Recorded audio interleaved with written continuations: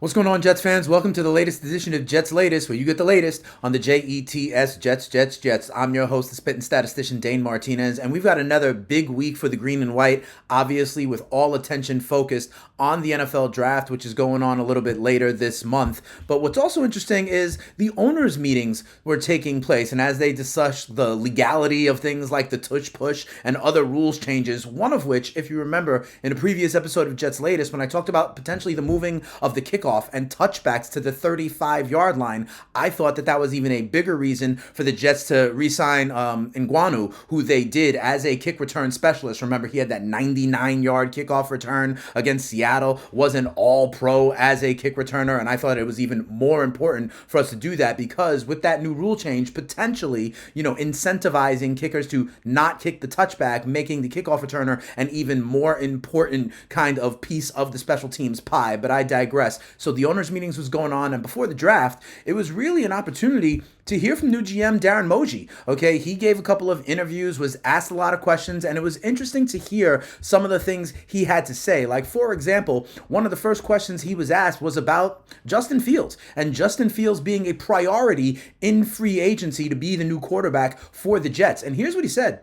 Justin is a young, talented quarterback with a unique athletic skill set that adds another dimension to the game that is hard to defend. We think he can have that same type of result. Now, when he's talking about that same type of result, he is talking about the kind of result that's happened with guys like Sam Darnold and guys like Baker Mayfield, who were top first-round draft picks, kind of petered out in their first stop, but then got this quote-unquote second act, right? And with a clean slate, an organization, a coaching staff that really believed in him and built around him, started to do much better. And it's interesting that Mougey says that Justin Fields can be that same kind of guy. Now, Fields was already developing as a passer. As I've mentioned, his completion percentage had gone up every single year from 59% up to 66% in the limited action he had with the Steelers last year. And he went 4-2 with the Steelers. Remember, a lot of people thought that at first it was an odd move to switch to Russell Wilson. And talk about having the front office and the coaching staff believe in him, right? I told you about how Aaron Glenn saw Justin Fields a few times when he was with the Bears, and obviously Glenn was with Detroit, and kind of how Justin Fields kind of ran all over him, to be quite honest. And so he knew how hard it was to defend, and that's part of what Mougey was saying right there. So I do think that is important. Dane Mougey was also asked, like I said, with the draft being of primary importance later on this month coming up, and we've been talking about what are the Jets going to do at number 7 overall. And Dane Mougey, remember, it is smokescreen season right now, and Dane Mougey kind of played it close to the vest. Talking about the Jets and what they might do at number 7 overall, he said, we feel good. It's wide open right now. We're going to dig in for the entire month, but we feel really good about the options that could be there at 7. We are looking to add good players regardless of the position. And I think that is important as well, right? Regardless of the position. So he is not kind of tipping his hand at all. Is it the offensive lineman? Is it a pass catcher? Leaving everything open. And I've been saying here, I think it's the offensive line. I think it's Membu out of Missouri. I think it's Will Campbell out of LSU. I know a lot of people think it could be Tyler Warren. Some people think Mason Graham if he is still on the board. But Mougey feels good, likes his options, and quite frankly, so do we, right?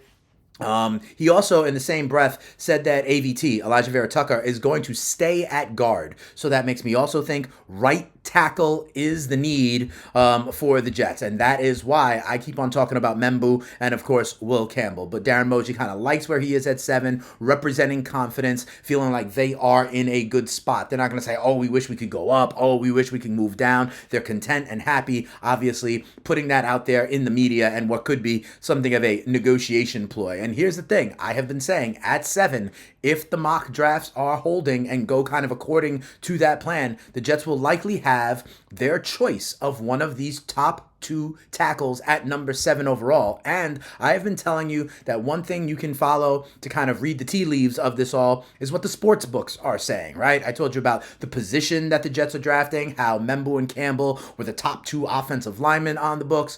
But another thing that I think is good news for us is news around Ashton Jeanty. Ashton Jeanty, obviously the stud running back out of Boise State. And a lot of people Don't know how high up in the draft he might go. But check this out. The current odds suggest that the Vegas Raiders are the favorites to draft Boise State running back Ashton Jeanty at plus 105. Then you see the Bears, and then you see the Cowboys. Here's the thing. Dallas Cowboys are at number 12 overall. That wouldn't really help the Jets. Chicago Bears at number 10 overall. That wouldn't really help the Jets. But the fact that the favorite here is the Las Vegas Raiders, that helps the Jets because the Raiders draft in front of the Jets, right? So once again, what we are hoping is that all the teams in front of the Jets go ahead and take the quarterbacks. Go ahead and take Ashton Jeanty or Travis Hunter, right? Or Abdul Carter.